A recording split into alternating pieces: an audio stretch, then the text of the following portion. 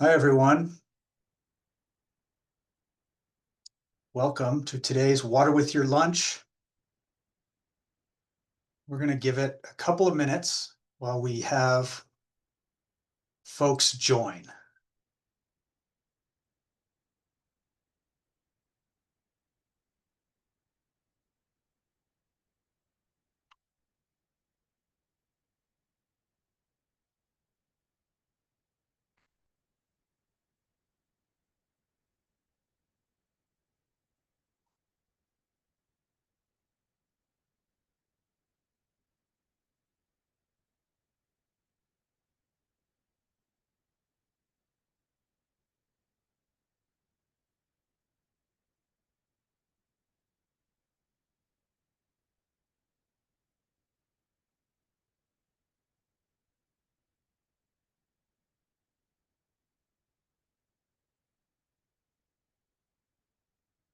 We'll just give it a couple more minutes while I see people pouring in to the webinar. So we'll let a few more join before we get started here. Thanks for your patience. Thanks for joining.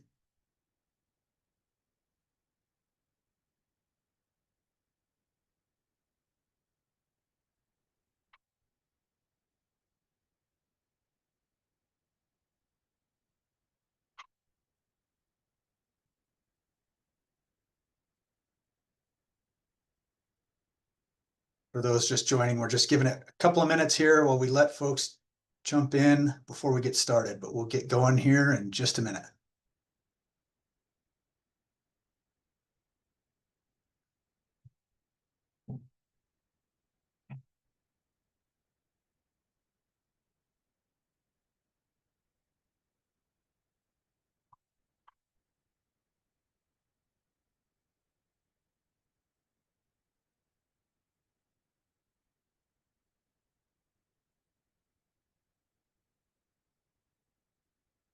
For those just joining, we're just giving it one more minute here for folks to jump in, and we're going to get going momentarily.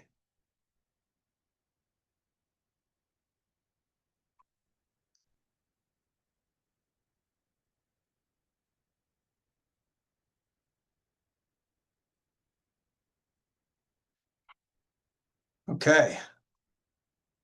It's been a couple minutes. Thanks for your patience while we let others join in. We are happy to have you here today. Thank you for making time to spend your lunch with us for our special edition of Water with Your Lunch from the Colorado River District. My name is Matt Abusi. I'm the Communications Director at the Colorado River District. And we're excited to have you here today while we learn about an important issue from some experts we have, which I'll introduce here in a minute. Zebra mussels in the Colorado River is the topic of our webinar today.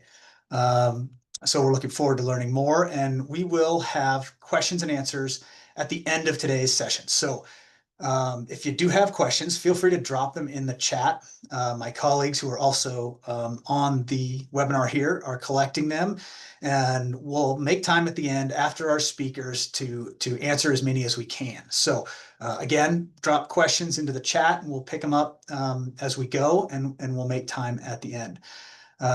We've got everybody's microphones and cameras off, but we ask that you please keep them that way, even if you have the option to, so we can keep things moving. And if, yeah, and again, if you have questions for any of our speakers or about the topic, drop them in the chat. Today's webinar will be available afterwards as a recording on our website. My colleague Audrey will drop a link to that page in the chat here momentarily, and that's where you'll be able to find an uploaded video version of today's webinar. Okay, so with that, I might spend just a minute here talking a little bit about the Colorado River District. Again, today's webinar, or Water with Your Lunch session, the topic is zebra mussels in the Colorado River. And it's hosted by the Colorado River District. Who is the Colorado River District? Well, in case you're not familiar, we are the watchdog for West Slope Water.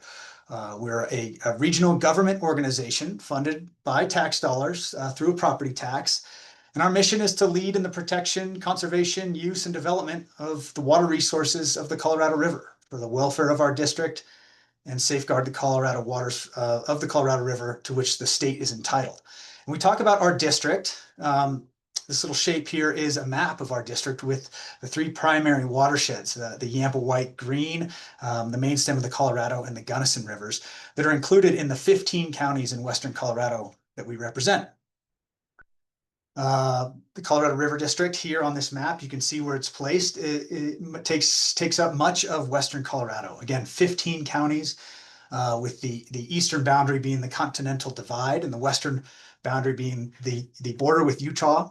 Our northern boundary borders Wyoming, and our southern region boundary borders our sister district in the southwest part of the state.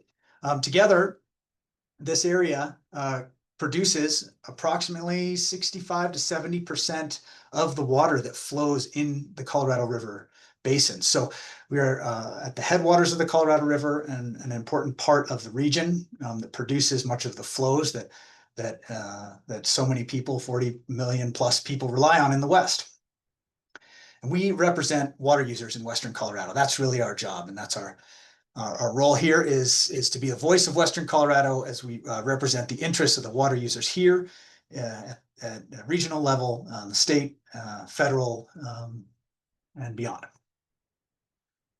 The work that we do at the River District is multifaceted. We've got a number of teams here, including a legal team that works in water court and with our partner organizations and all of our organizations that we are entwined with here in the state, as we all rely on the water resources of the Colorado River. So our legal team advocates for Western Slope water uses and our unified voice as the West Slope for the water resources. Our technical team informs much of that work with their research and management and monitoring of the resource. Our policy team works with state and federal elected officials and policymakers so that Western Slope's voice is heard in those policy decisions. The education and outreach team, which I'm a part of, does a lot of exactly that, education and outreach, including events just like this and many in-person events across the state. Maybe some of you were at our State of the River events. We hosted 11 of those earlier this year across the Western Slope. And we have our annual seminar event coming this fall, October 3rd in Grand Junction.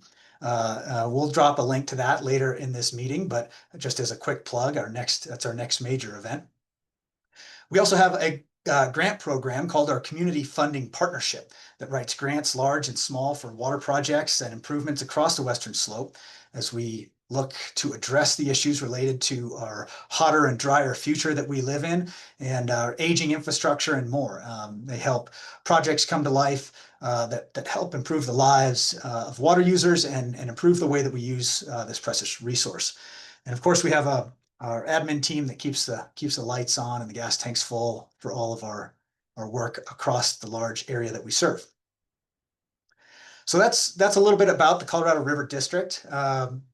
We are very pleased today to have some experts with us, and I won't waste any more time talking about us. I know we want to get right into today's topic, zebra mussels in the Colorado River, and I'm pleased to introduce our first guest as we move into our subject. Robert Walters joins us from Colorado Parks and Wildlife. He's an invasive species program manager. He's going to talk a lot and give us kind of a 101 and maybe more than a 101 on zebra mussels. And I am pleased to introduce him now. Robert, if you want to come on, I will stop sharing my screen. Thank you, Matt.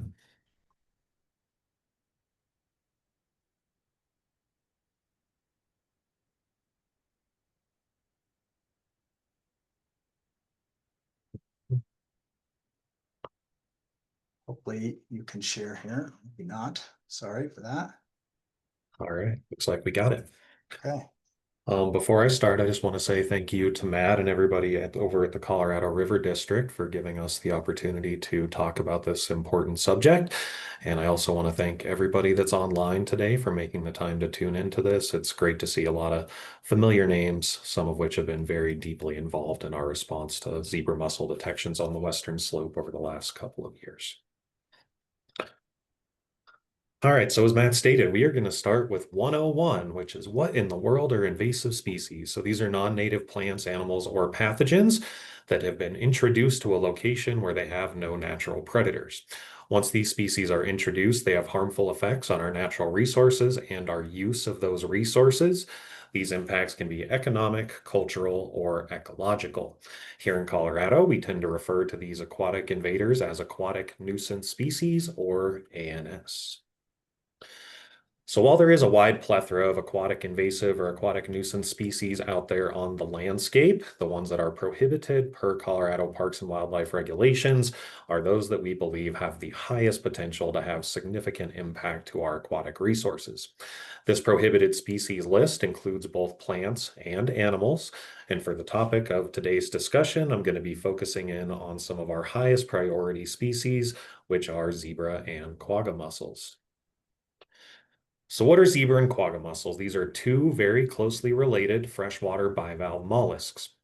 Once introduced, zebra and quagga mussels have three particular invasive characteristics that make them extremely detrimental. First, prolific reproduction. A single female zebra mussel can produce up to 30,000 eggs in a single spawning event, and under the right conditions can spawn year round. Each one of these zebra mussels, once they develop, attach with something called a byssal thread. A byssal thread is like a root or an anchor that they use to both chemically and mechanically bond themselves to the surfaces to which they become attached. This makes them extremely difficult to remove. Last but not least, these are filter feeders. A single zebra mussel can reportedly filter up to a liter of water per day, which may sound like a good thing, but when they are filtering out the phytoplankton from the water, this is extremely detrimental to the higher species in the aquatic food web. So we're not going to get too far into the biology here, but I do want to touch on the life cycle because this is going to become relevant when I talk about some of our detections later on in the presentation. So as it pertains to zebra and quagga mussels, there are three very distinct life stages in the life cycle. First, we have a planktonic larval stage. This is referred to as a veliger. The veliger is microscopic and cannot be viewed with the naked eye. Veligers can easily be moved around in water. Once these veligers begin to settle out of the water column and attach to solid surfaces, we refer to these as settlers. And last but not least, much like our human form, they eventually mature into adults. An adult zebra mussel is about the size of your thumbnail. These species are native to Eastern Europe, in particular the Black, Caspian, and Aral Seas, which are primarily freshwater seas, again in Eastern Europe. They were initially brought into the United States on large transoceanic shipping vessels that were carrying primarily goods from Eastern Europe into the United States. On these large transoceanic vessels, they often take up what's referred to as ballast water. Generally, ballast water is water that is brought onto a boat to lower its center of gravity so it's less susceptible to things like waves and currents as it travels across the ocean. It's through this ballast water, as well as anchors and ropes, that we believe these species were first introduced into the Great Lakes region in the late 1980s. This is a relatively recent map from the USGS, dated, let's see, January 1st of 2025. What this really illustrates is that since those introductions in the late 1980s, zebra and quagga mussels have become very well established in the eastern half of the United States. We have done a little bit better job on the prevention side of things in the West, but that doesn't mean we are immune. As you can see there on the map, we have had several detections of both zebra and quagga mussels in the Western United States, including right here in Colorado. So again, why do we care? Why is this such a big deal? Well, zebra and quagga mussels, again, have significant ecological, recreational, and economic impacts. As it particularly pertains to our infrastructure out there on the western slope, as these zebra mussels start to attach with those byssal threads and prolifically reproduce as they grow on top of each other, this can impede or stop the flow of water for homes, farms, power plants, hydroelectric production, and agriculture. As these situations worsen, this can cost millions of dollars to maintain or repair the equipment and infrastructure that we all so deeply depend upon for water here in Colorado. Picture's worth a thousand words. So these are some pretty classic pictures of zebra mussels from El Dorado Lake in Kansas. This is the first location adjacent in a state adjacent to Colorado where zebra mussels were detected back in 2003. As we can see in this image, at the time, there were just a few zebra mussels on the bottom of some of these rocks. We fast forward, a couple of years here to 2006, and you can see when they drew down the reservoir in this zoomed in picture, pretty much every hard to semi-hard surface out there is completely inundated with these zebra mussels. This has had significant ecological impact to the reservoir. This is severely limited recreational opportunity. I certainly wouldn't want my kids to go walking around barefoot on these piles of shells, and has also had impacts on the economy of the area as people are less inclined to visit this lake as a result of this infestation. Not the primary topic here, but I just want to flag this for everybody. The invasive zebra and quagga mussels are not the only invasive mussels that we are concerned with here in Colorado. There is a new invasive mussel out there on the landscape, the golden mussel. The golden mussel was first discovered in North America on October 17th, 2024, attached to a float in the port of Stockton in California. Again, this was the first detection of the golden mussel anywhere in the United States. Some have described the golden mussel as a quagga mussel on steroids. Some of the things that really concern us is that it is highly tolerant of a wide range of environments, temperatures, pollution, and low levels of oxygen and calcium, which may have limited the establishment of zebra and quagga mussels. Beyond that, they can filter water at a rate of approximately 10 times that of zebra and quagga mussels. Because of the risk associated with this species, CPW has temporarily designated the golden mussel as an ANS species and is currently working a proposed regulation through our commission to permanently designate this species as an ANS in the near future. All right, bleak news out there in the world of ANS, but that is why our program exists, is to try to combat this issue. Colorado Parks and Wildlife's invasive species program was formalized under Senate Bill 08-226, or the State ANS Act, back in 2008. Among other things, the State ANS Act made it illegal to possess, import, export, ship, transport, release, plant, place, or cause an ANS to be released. We implement the ANS Act under the guidance of the State of Colorado's Aquatic Nuisance Species Management Plan. The State of Colorado's Aquatic Nuisance Species Management Plan was drafted in partnership with our many partners all across the state of Colorado, as this issue is far too big for CPW to tackle all alone. As you can see, it took approximately 12 years for this document to be drafted before it was finalized and approved by the U.S. Fish and Wildlife Service in 2020. I really like to highlight three primary parts of our program here in Colorado, which are education, WID, which is watercraft inspection and decontamination, and last but not least, sampling and monitoring. And I'll touch on each one of these primary elements of our program over the next several minutes. Starting with sampling and monitoring. So we have a very robust sampling and monitoring program here in the state of Colorado focused on the early detection of aquatic invasive species. We focus on early detection as finding these species in their earliest phases of invasion gives us the highest probability to actually be able to take action to stop them from spreading into further locations. As it pertains to zebra and quagga mussels, the primary way that we do this is through plankton tows. If you're not familiar, the person on the screen is performing a plankton tow. This is essentially running a fine mesh net through the water. We collect and condense all of the plankton and then send those samples to our aquatic nuisance species laboratory here in Denver, where we have dedicated technicians who spend all of their days looking for, again, those veligers underneath of the microscope. We also do what we refer to as substrate checks. We do shoreline surveys, which is just what it sounds like, walking around, flipping rocks, looking at docks. At that point, we are really looking for the adult stage of the mussel. We are very fortunate to have the resources we do here in Colorado to sample as aggressively as we can. We base our sampling frequency on what we term the risk. The risk in our world has two components to it. First, we have the risk of introduction. This is essentially boating pressure. The more boating pressure we have, the more likely it is that something is going to be introduced.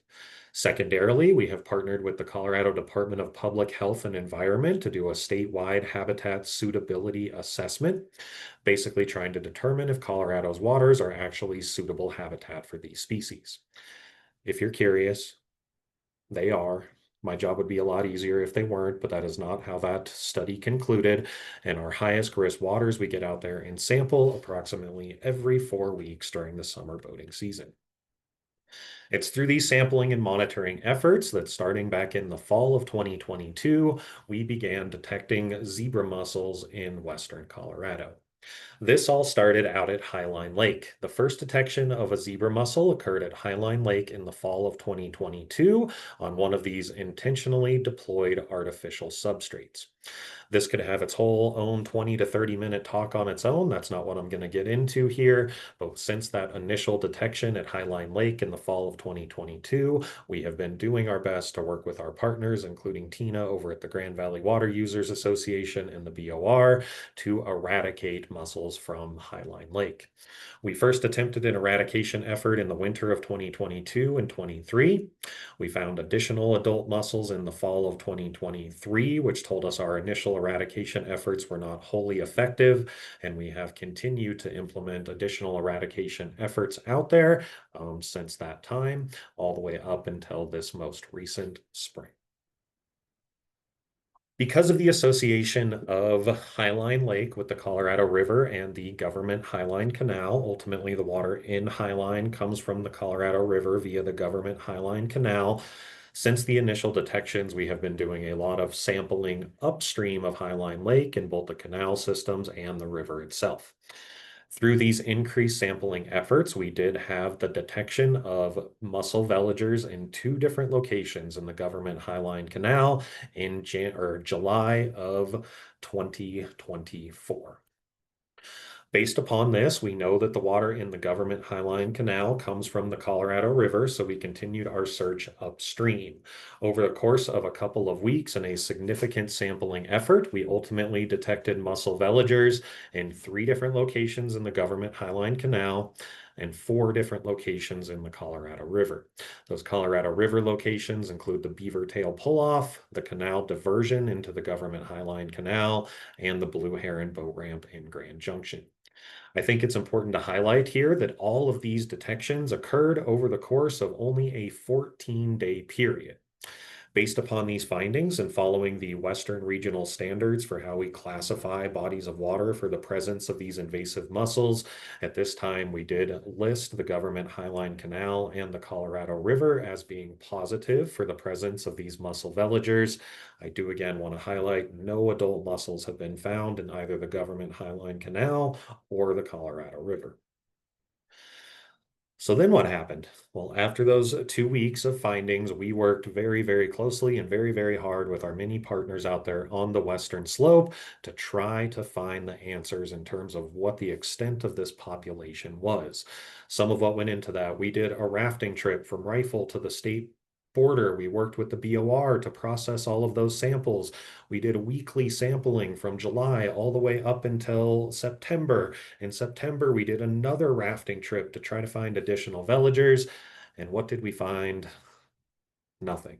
We found nothing out there. No veligers or adults were found by CPW samplings out there from July the 14th all the way up until the end of the season.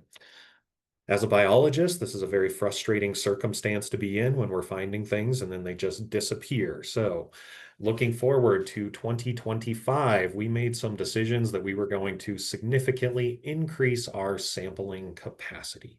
Some of the things that we did as an agency is we hired on a new full-time employee that is dedicated to early detection and rapid response.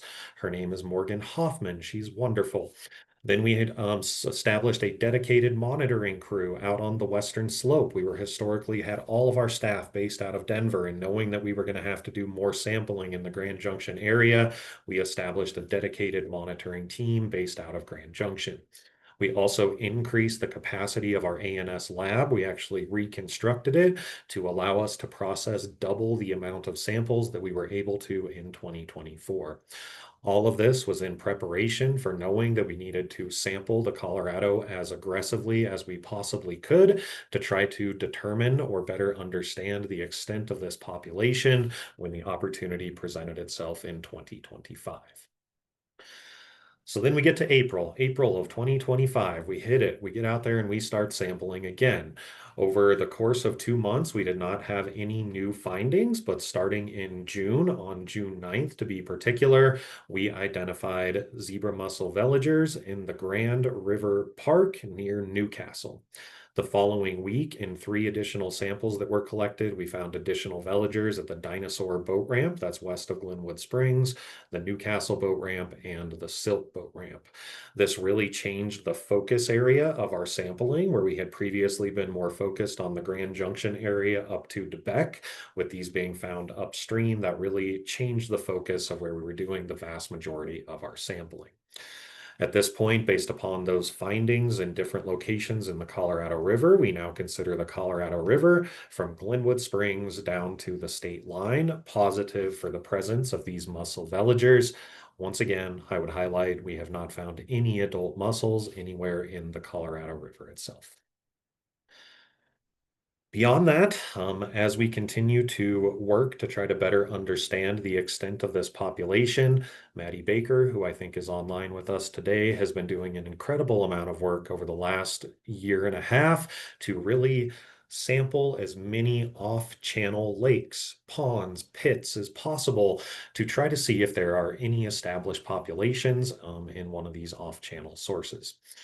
Based upon that additional work, we did identify a private lake in western Eagle County on July the 3rd that has a very well established population of adult zebra mussels. We have been working very closely with the landowner, which we greatly appreciate their cooperation on this particular issue. At this point, we are actually planning a treatment of this private lake in late August to the best of our ability, eliminate this population of mussels there in western Eagle County. Before I move on from this, I just want to say that we are continuing all of our sampling out there on the Colorado River. We do not know if there is any relationship between this particular lake and other findings that we have had in western Colorado. This is a very significant finding, but we are not confident in how these are related at this particular time. So, what do we do? Do we stop monitoring because we found this population out there in western Eagle County? Absolutely not. We know at this point that they could be established elsewhere in the Colorado River system, so we have continued our weekly monitoring out there on the Colorado River. I say weekly, but this is what we're getting done every week. It is actually daily that we are out there sampling in this particular area. Some of the things that we are doing on a weekly basis, we are sampling the Colorado from the Granby Dam all the way down to Glenwood Springs and then into Grand Junction. We have sampled the Shoshone Power Plant with much thanks due to the River District and Excel.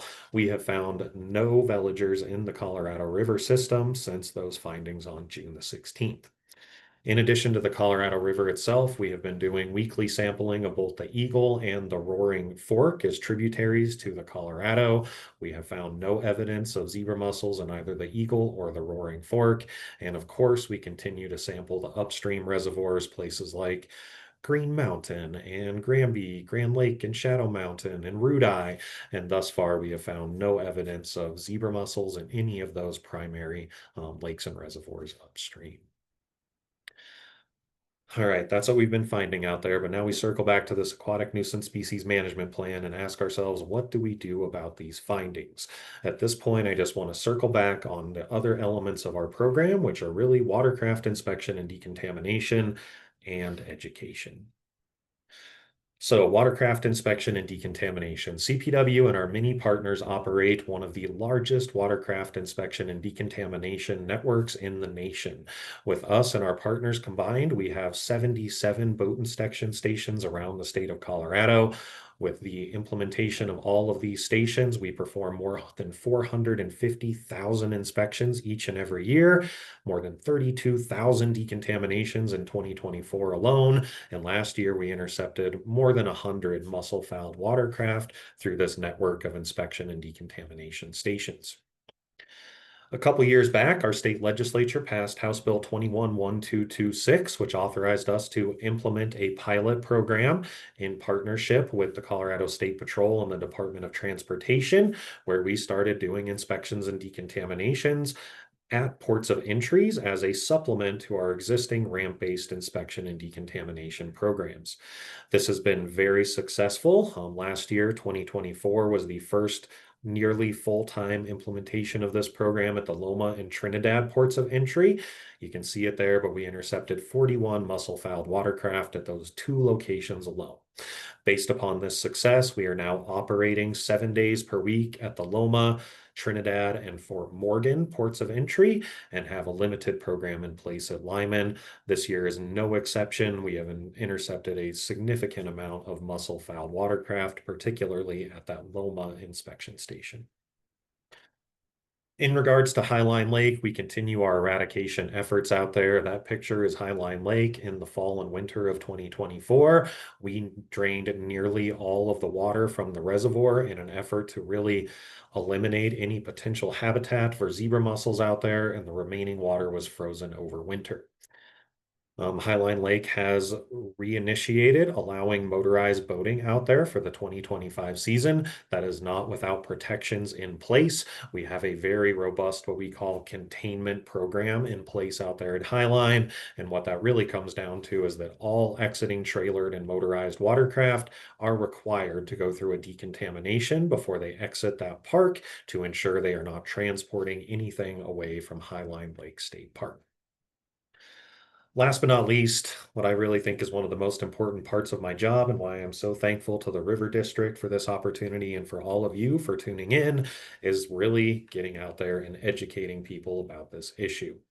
Really, this is the most important thing from my perspective because there is no way that CPW or our partners can be on every body of water 24 hours a day, 7 days per week. This is just not a realistic expectation. So what we really ask is that each person that is interacting with the water, whether they be an angler, a paddler, a boater, or a professional, takes the time to clean and drain and dry their equipment in between each and every use. Down there on the Colorado River, we have invested significant resources into putting people on the ground at the busiest boat launches on the Colorado River, really focusing on this education to the non-motorized users of the Colorado River. This has been very, very successful to date. Since the fall of 2024, we have made more than 6,400 face-to-face educational contacts with these river users, and more than 4,000 of those are users of the Colorado River. Beyond that, we have been trying our best to actually place non-motorized gear cleaning stations out there at high-use access points. I want to give a little thanks to my friends at the National Park Service who have actually funded quite a bit of this work. We have recently installed non-motorized gear cleaning stations at the Two Rivers Park in Glenwood, Las Colonias and Grand Junction, the Loma Boat Launch, Radium and pump houses upstream. And we have 47 of these stations statewide. These are really intended to give the non-motorized boaters the tools that they need to take the actions that we want them to take, which again is cleaning, draining, and drying their craft in between each and every use. Beyond that, our statewide information team has done a wonderful job with a couple of really creative informational campaigns. One of them we refer to as Oh Shall Know. Really what this targets is really that ANS impacts aren't limited to recreation or recreationists. These are really issues that could impact every single person in the state of Colorado. We have tried as much as possible to get this out to as many people as we can using both English and Spanish language. If anybody out there feels like they have an opportunity to help us share this information, we have also developed a toolkit which is available on our website. Last but not least, our secondary campaign. Again, these people are more creative than I am, but really what we ask of all of you and everybody out there on the ground is to help us out and be a pain in the ANS. Really, again, what this being a pain in the ANS comes down to is that all water-based recreationists or anybody working around the water has a part to play in the prevention of the spread of ANS. Really, one more time, all we're asking is that people take the time to clean, drain, and dry their equipment in between each and every use. And if we can all take the time to do that, I am confident we have a good chance of at least stopping the spread of these species farther here within the state. And with that, again, my name is Robert Walters. I'm the Invasive Species Program Manager, and I will turn it back over to Matt. Robert, thank you. That is quite a impactful description of what's going on out there. Clearly cause for concern. These invasive species clearly have the potential to wreak a lot of havoc and cost a lot of dollars to mitigate and address. So first of all, thank you for your efforts. Thank you for the thoughtful description. Yeah, it appears there's a number of areas for concern, a hard problem to manage for, number of entry points, multifaceted for sure. So applaud you for taking on the challenge. It seems very complex. I do see that folks are dropping questions into the chat. Thank you for that. For folks who might have questions about Robert's section of presentation here or anything else, please remember to drop those questions into the chat. We'll get to them at the end of this presentation. So with that said, I would like to introduce our next speaker. Tina Bergonzini is the General Manager for the Grand Valley Water Users Association and represents a significant water user group here in Western Colorado. She is going to talk to us a little bit about the impacts that they face as water users and what it means as we face this potential for increased invasive species in our region. So welcome, Tina. Thank you, Matt. I appreciate it. And thanks everyone for taking the time to educate yourselves a little bit on what we're doing here to combat zebra mussels on the western slope of Colorado.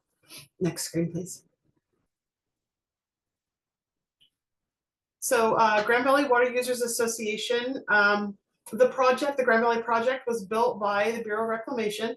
It was commissioned in 1915, and we have been delivering water to irrigators and irrigation companies for over 110 years. Grand Valley Water Users administers and delivers water to over 42,000 acres. We provide carriage agreements to Palisade Irrigation District, Mesa County Irrigation District, and Orchard Mesa Irrigation District, along with our own water users, of course. We work not only with our federal partners at the Bureau of Reclamation, but a lot of state agencies as well. And we take a lot of pride in the work that we do with the Endangered Species Recovery Program. We have so many examples of multiple entities working together for the greater good when it comes to the responsible stewardship of our water here on the western slope. The end of our system is Highline Lake. We do manage a pumping plant there that is also was put in place, have contractual agreements to help supplement flows in the 15-mile reach. We work with our partners at CPW to make the most of that recreational opportunity for Grand Valley residents. So just the way Grand Valley Water Users has evolved has really been the kind of entity that it requires teamwork for all of us to do our best work. Next. And so now we have a new threat, and in 110 years, this is something we have never had to deal with before. So CPW detected zebra mussel veligers at the river by the roller dam and in the Government Highland Canal in July of 2024, as Robert showed you in his presentation. When we received this news, we began working really hard to educate ourselves on this new challenge. Again, this is something that none of us have had to deal with on the western slope or in Colorado. And Palisade Irrigation District, Dan Crabtree and myself brought in a consultant to basically tour all of our system and give us an idea of, where are areas of greatest concern? Is this something that we need to be paying attention to? How do we address this threat? We had numerous conversations, of course, with Robert and his team, with the Bureau of Reclamation. We started increased testing in the Government Highline Canal and in Orchard Mesa Irrigation District's canals. The Bureau of Reclamation was key in helping us do that increased testing. Our potable water partners, Ute Water, was absolutely incredible. They have been helping us the entire way as well, as far as increased testing, monitoring devices, all sorts of things to help us make sure that we were doing the best we could to have an educated idea of how we move forward with this. I have to give real kudos to my board of directors. Based on all of the information that we gathered in the summer of last year, they made the important decision to mitigate for mussels, along with Palisade Irrigation District's board. They just felt that protecting the infrastructure was really, really crucial for the Grand Valley. But why would we do this if it's never been done before? Next slide. And it is because water is life. And yes, the Government Highline Canal is a 55-mile long canal, but we have 150 miles of piped and pressurized laterals. And just due to our temperate climate, they don't all freeze in the winter. Having the opportunity of colonization in our laterals was not something that we wanted to take a risk with. And same with Palisade Irrigation District. They are also piped, and a lot of their irrigators in the orchards have very, very small irrigation infrastructure. It would not take much of a colonization at all to completely close off irrigation to orchards. So coming up with a way to potentially mitigate and eradicate any villagers in our system at the end of the season just seemed like the most important thing that we could do to maintain the infrastructure. Next. So this was new for everybody. This was, like I say, this is not something that had ever been done before. We didn't really know how to do it. So we were just talking to everyone that we could. We talked to different entities in other states that were familiar with dealing with this. And then we ended up talking to a consultant who had worked actually in the gas patch to develop what you see on the screen here. This is one of the units that we used to get the Earth Tech QZ at a specific dose into our canal. So these trailers, they were solar powered. So we could put them anywhere that we needed them. We didn't have to have a power source. There's a generator on there. And then of course the Earth Tech QZ, the molluscicide, the same one that CPW used in Highline Lake, that is what we chose to treat the canal with. Next. So this was when we started treating in October. So it was a treat. I don't really know how else to put it. Because this isn't something that was done before, we had to be very, very cautious that we were keeping an eye on all of the copper levels. We wanted to make sure that we were being safe with the environment. We wanted to make sure that we had our levels at the point that they were going to be effective in eradicating villagers, but not having an impact on the rest of the environment. And this was really, really important to us. Next slide. My staff and the staff at PID worked really, really hard to make sure that we had a plan that was going to work well for us. Another shout out to the amazing amount of teamwork that it took for us to be able to do this. The Bureau of Reclamation, CPW, DNR, I mean, we needed to do a Section 7 permit in order to do this treatment. And that usually takes months and months. But all of the entities had full crews on staff, like working so hard to help us get all the questions answered that we needed so that we could have all the appropriate permitting to be able to do this. I cannot thank them all enough for all the work they did so that we could protect our infrastructure. And with all of their help and having a plan and a really, really great crew that really worked hard on this, we started treatment on Friday, October 25th of 2024. And we ended that treatment on Thursday, October 31st at the roller dam. We stopped diverting water for the year. And we were able to have water in all of our laterals, treated water secured in those laterals for the full 7 days in order to kill any villagers that could be in there. We were monitoring all water levels the entire time in the whole system, in the Government Highline Canal, at the end of all of our laterals, and in the river itself, to make sure that there wasn't any water that was showing advanced levels of copper, and we were successful in keeping our levels down in the acceptable parameters. Next slide. So we learned a lot. Anytime you do something like this, I think that's the important part of it, is making sure that you keep track of everything, doing the whole, well, next time, how would we do these things different? It did cost Grand Valley Water Users Association over $83,000 to mitigate for zebra mussels. This was not funded by anyone other than our water users. So that was definitely something that I applaud my board and our water users for looking outside of the box and realizing how important this is. Same with Palisade Irrigation District and their board. There was 2,800 gallons of Earth Tech QZ administered in that week. We were able to successfully treat all of the buried infrastructure in both systems.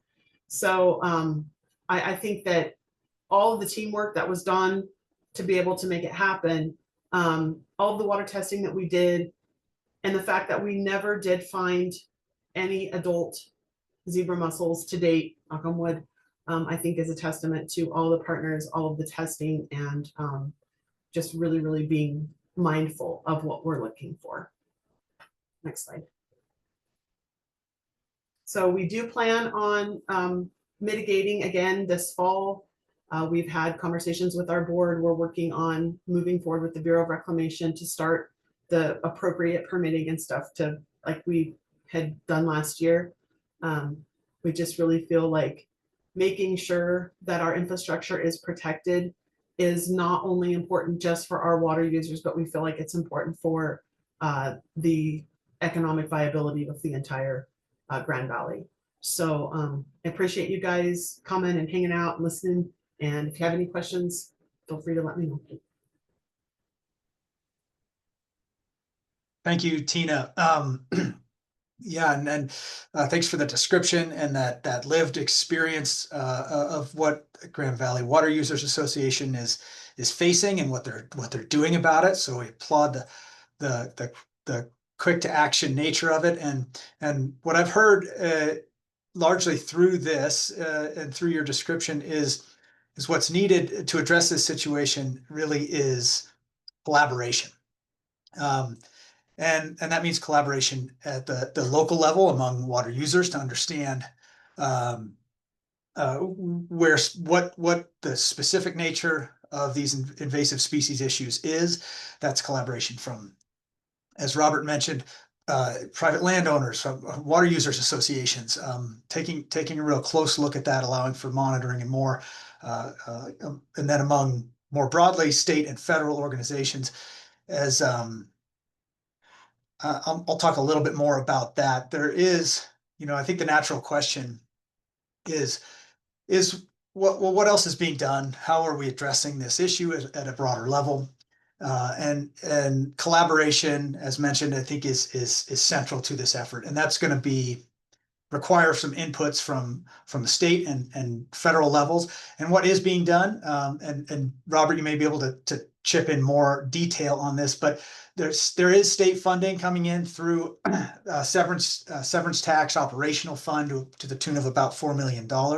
Another 2.4 ANS stamp required for motorboats and sailboats to help fund these efforts for monitoring and mitigation. And Colorado legislation from 2018, the Mussel Free Colorado Act, helped institute that ANS stamp requirement. And in 2021, House Bill 21-1226 piloted a program for more robust check stations for watercraft, and that expanded into a full-blown program, as I understand. And then also at the federal level, Stop the Spread of Invasive Mussels Act in 2024. And recently, as recent as last week, we saw a letter from Representative Neguse looking for an update on implementation of that program on the heels of finding mussels and veligers in the Colorado River and surrounding areas. So there is stuff happening. There is funding that's being applied, but we know it's a big problem. It creates a complex issue for water users, for organizations, for states, and for at the federal level. These types of invasive species can create a lot of problems for the environment and for infrastructure, both small and large. So needs a closer look and ongoing effort. With that, it's 10 to 1 right now, so I think we'll move into our questions and answers phase. We have a bunch of questions being poured into the chat and the Q&A section. Thank you for those. Please don't be shy if you have any for Tina or for Robert, for anybody else for that matter. But I will jump in and maybe start reading a few of those. If Tina and Robert, if you want to turn your cameras on, I think I'll fire a few of these at you, both of you. So Robert, maybe this first one I'll jump in. You might be best suited for. How long, this is kind of a two-part question. How long does it take for a veliger to arrive at maturity as an adult? And is there a natural predator for zebra and quagga mussels? Yeah, thanks, Matt. So from the veliger stage to what we might refer to as a settler is approximately a 1 month transition, but then it takes approximately 1 year for them to fully establish into a mature reproductive adult. Regarding the question about natural predators, there certainly are predators in their native range in Eastern Europe. One of those being a goby, which is a small fish. Typically where this kind of goes is, could we potentially introduce the goby as a predator to control a zebra mussel population? Unfortunately, gobies have been introduced into the Great Lakes region where we already have zebra mussels, and they are now also an invasive species in that area, and unfortunately have not eliminated the mussels in their wrath. So not an easy solution there from a biocontrol perspective. Yeah, clearly. Sort of a complex one, no matter what trajectory that you take. Tina, one for you maybe here. How is it different treating canals and pipelines than the way they might treat a reservoir or river system? Can you speak a little bit more about how specifically you guys apply your treatments? Absolutely. It was actually very difficult for even the people that we sourced the Earth Tech QZ from to advise us, because treating moving water is not something that has been done. I mean, even in relation to certain biological treatments, when they realized what we were doing, it has literally never been done. They said they don't even, the way the process is set up, there wasn't even enough biological agent that we could even buy, even if we had the money. It's a very new thing.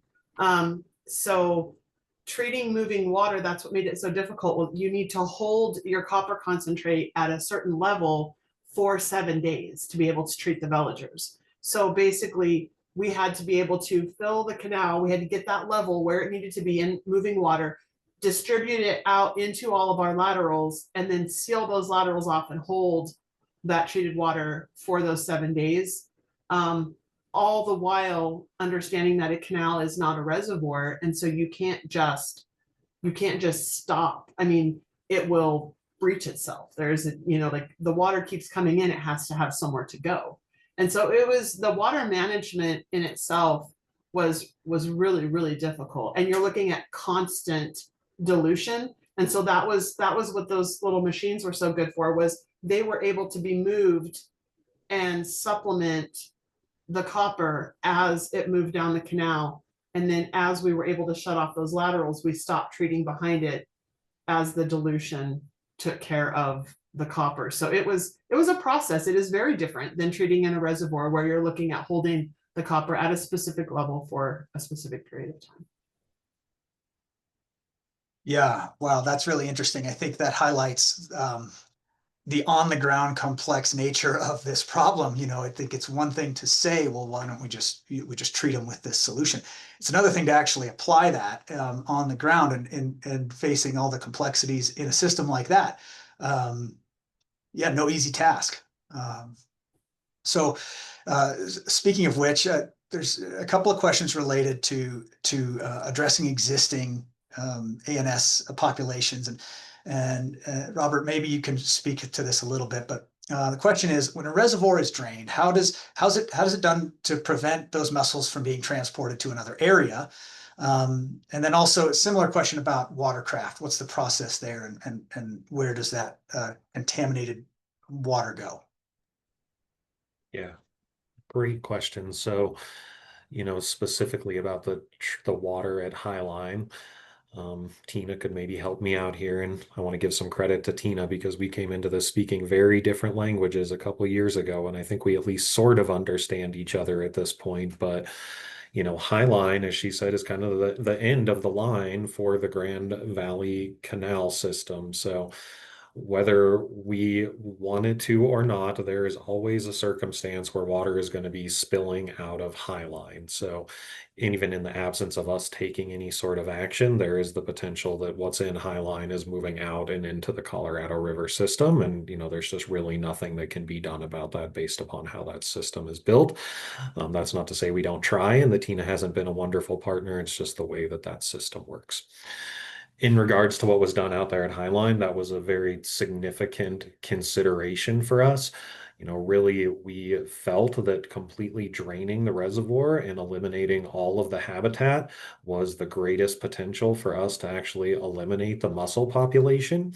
But that takes a lot of planning and a lot of time to actually drain a reservoir of that scale. So in the fall of 2023, we implemented a molluscicide treatment out there at Highline, which was really in an effort to reduce, if not to eliminate, the population of mussels as much as possible before the reservoir was actually drained. So that was really just to limit the risk of mussels moving out of the reservoir during 2024 and when we ultimately drained it in the fall. And if I could, I maybe hop down to a related question here at the end, which is what happens to the treated water or how is it disposed? Mhm. There are aquatic life standards out there that are associated with copper levels in water systems here in the state of Colorado. Essentially, this copper falls out of the water column. It attaches to things like silt in the reservoir and binds up with all of that. And we are monitoring the active level of the active level of copper that is available in the water column. So particularly as it pertained to Highline, we monitored the copper level out there on a daily basis throughout the course of the treatment. And we did the treatment in the fall in collaboration with Tina when there was no water coming into or out of the reservoir. So we were able to hold all of that water in Highline Lake until we were able to demonstrate that the copper levels in the reservoir had fallen below the aquatic life standards before any water was actually released from Highline down towards the Colorado. Yeah, very interesting. Again, sort of highlights the on-the-ground complexity of dealing with this problem. Applaud the thorough, thoughtful approach there.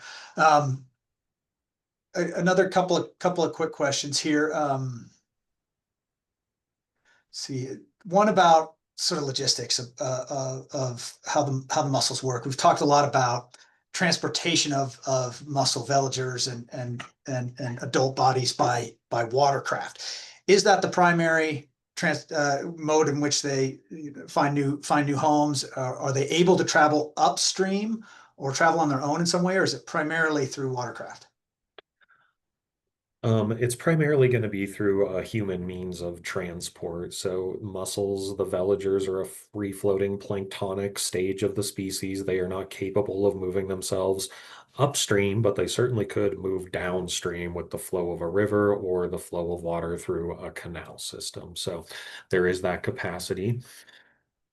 Um, but I also do want to highlight for those out there that this is not just a recreational watercraft issue. Really, any sort of equipment that is coming in contact with the water has the potential to be moving these species from location to location. And we have seen invasive mussels on equipment associated with things like construction projects, as an example. So I just really think it's important to highlight it's not just recreational equipment, it's really anything that's coming in contact with the water that has the potential to move these species from location to location. Yeah, yeah, very interesting. Okay, well, again, very complex. Those cleaning stations, I think there's a couple of questions in the chat here. I'll just sort of summarize quickly. How can you describe quickly how that decontamination process works? What can people do themselves? And where, where do they find them and how's that work? Yeah, so in our world, particularly, with boat inspections on some of the other equipment that we're dealing with, decontamination really only utilizes hot water. These species have been very well studied, and it is shown that the various life stages can be killed by being exposed to hot water, depending on the life stage at between 120 and 140 degrees, with exposure somewhere around 10 seconds. So in our decontamination process, we don't use any soaps, bleaches, chemicals, anything like that. It is strictly hot water that we're using at our check stations for the purpose of decontamination. Yeah, very good. So we've heard we've right across from our office here in Glenwood Springs at the Two Rivers Park boat ramp, there is a little mobile decontamination station that has some equipment there. And it sounds like in other spaces there's as much as a like a bath situation where you can pull your boat through or dip it in. Can you describe those a little bit? Yeah, so what's recently been installed there at the Two Rivers Park is a waterless cleaning station. So really the purpose of that is to remove water and to clean the non-motorized equipment that is being utilized there on the river. That is not considered decontamination. That is just a cleaning station. Um, our typical decontamination stations are set up where we can fully perform inspections and, as necessary, decontaminations. Typically, in our scenarios, we are just using tankless water heaters that have been specifically set up to provide hot water at the flows necessary to effectively decontaminate the boats without causing any damage. The last thing you're referring to is what some refer to as a dip tank, which is essentially a heated pool of water that you could back a boat into to really expedite the decontamination process. There are not currently very many of those out on the landscape. They are currently only in Utah. However, I would say that CPW is at the moment working to have one installed out there at Highline Lake as part of our containment efforts. These are very, very expensive to install, which is why they are very limited in their application. We are ballparking that installation to be somewhere around $1 million, and I owe a lot of thanks to the Army Corps of Engineers, who's actually cost sharing that installation out there at Highline. Yeah, clearly it's an expensive proposition, certainly on the prevention side, but even more so on the mitigation side. So another example of a ounce of prevention is a pound of cure. So um, let's talk about funding quickly. What is and maybe this applies to both Tina and Robert here. Can you talk about this the current budget situation? Are there concerns around those funds? We have seen some activity from our representatives just recently on looking to expedite implementation of programs to address this issue. Can you talk about the current state of funding? Generally, what I can say about this, you covered it pretty well. Honestly, Matt, our kind of annual where we're getting our funding from and what that looks like. We're getting some severance tax operational fund, and we have the funds coming in from the ANS stamp. Typically, CPW is utilizing those state dollars to match federal grant programs. And I think it's really important to give credit to Fish and Wildlife Service and the National Park Service and the Bureau of Reclamation and Forest Service and the Army Corps, who are all providing grant programs to CPW to make this whole across the state. Is there concern? Absolutely. You know, if we were to suddenly not see that severance tax here at CPW, not only would we not get the dollars from severance tax, but then we would also not have the state dollars available to match all of those federal funds. So it would certainly be a compounding issue if that funding stream suddenly disappeared. And, you know, I can't speak for my federal partners, but of course, there's concerns about potentially the stability of some of those grant programs and moving forward, and all of that would have significant impact on our ability to implement this program at the level we are today. Yeah, yeah, clearly, there's a need for a team effort, a collaboration effort here across the state, feds, and local level. Tina, can you talk a little bit about the funding? You mentioned a couple of funding partners for your guys' mitigation efforts. How important was that? And what's your view? Being a water users association. We didn't really have any help from a funding standpoint. Our water users funded our mitigation efforts. We did have help from CPW and the Bureau of Reclamation for testing. They did a lot of continued testing. The Grand Valley Fund paid for a water monitor so that we could keep eyes on the copper levels while we were mitigating. So we did have some help with that. I think now that it's, we've got multi-years of addressing this zebra mussel threat in Western Colorado. We're starting to see a little bit more options as far as potential funding moving forward, but it was just really tough because there wasn't anything available to us because it had never been an issue before. So as far as, coming up with a grant, there wasn't any. So I do think that between the state and the federal level both have really responded quickly to this. And you can tell that they're trying to come up with different ways. The river district's the same way. Before last year, there was nothing. The river district didn't have a grant for zebra mussels because we didn't have zebra mussels. So, I mean, I really think that now that we have them, all of our partners that we've utilized in the past have really been good about trying to come up with some plans to help us hopefully mitigate this in the future. Yeah, well, good. And it's good to hear that you're feeling this increased attention. The River District's role, as we see it, is one to provide that voice of West Slope water users to elevate this issue to the appropriate levels. We want to bring a spotlight to something that has the potential to be an even bigger problem than it already is. And the collaborative nature with water user groups like yourselves and with Robert and CPW and Maddie, who's been really helpful, coming to speak at events and provide information and work with our technical staff on understanding how these processes and prevention and mitigation strategies intend to be implemented. Is something we're thinking about. We want to be a trusted resource for all of our communities and beyond on how we tackle this issue together. So first of all, I want to thank you both. This has been incredibly helpful and really informative. I hope that the rest of the group here finds it the same. I would want to find, I saw at least one question in the chat about resources. Tina or Robert, if you have any resources you want to have aware on people's radar, if you want to mention those now, or websites you drive them to where they could learn more or understand sort of what the risks are, especially when they're moving their boats around as we get to the fall here. Yeah, so Jessica had a question about this in the chat, and it looks like we have shared that. So I did mention the toolkit. The partner toolkit is a great resource that we have put together with a lot of different materials that anybody could really tap into to help share this across your particular audience. We would sincerely appreciate that, as all of you have different audiences than CPW does, and we have tried to craft this in a way that is very adaptable. If you're just looking for more information, CPW, with a lot of these information campaigns, has recently rebuilt the vast majority of our web pages associated with aquatic nuisance species. And that's a really good jumping off point for information about our watercraft inspection or decontamination program, or non-motorized users, or the impacts of ANS themselves. And I'll throw a link here in just a minute so everybody has access to that as well. Great. Yeah, I saw you drop that in the chat. Thank you.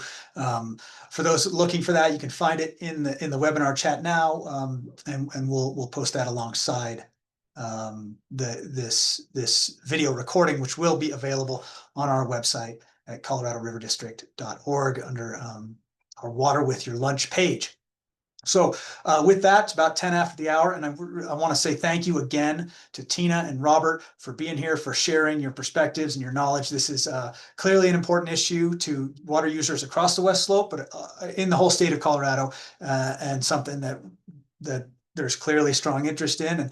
And thank you to everyone who attended for making the time. For more information, check out the resources highlighted in the chat. And if you're interested in ongoing water issues around Western Colorado and the Colorado River Basin, follow the Colorado River District on social media, on LinkedIn. Check out our website for additional resources and ongoing information around this topic and the many others that face the Colorado River and Western Colorado. We also have our annual seminar event coming October 3rd in Grand Junction at Colorado Mesa University. We'll have CPW representatives in attendance, Grand Valley Water Users Association representatives in attendance, and many more. So that information on that event is also available on our website, coloradoriverdistrict.org. You can register for the event, and it's another great resource to learn a lot about all the issues that we face as we look at water use on the Colorado River. So thank you again. With that, we'll wrap it up. We appreciate your time, and I will see you on the next Water with Your Lunch. Thank you, Matt.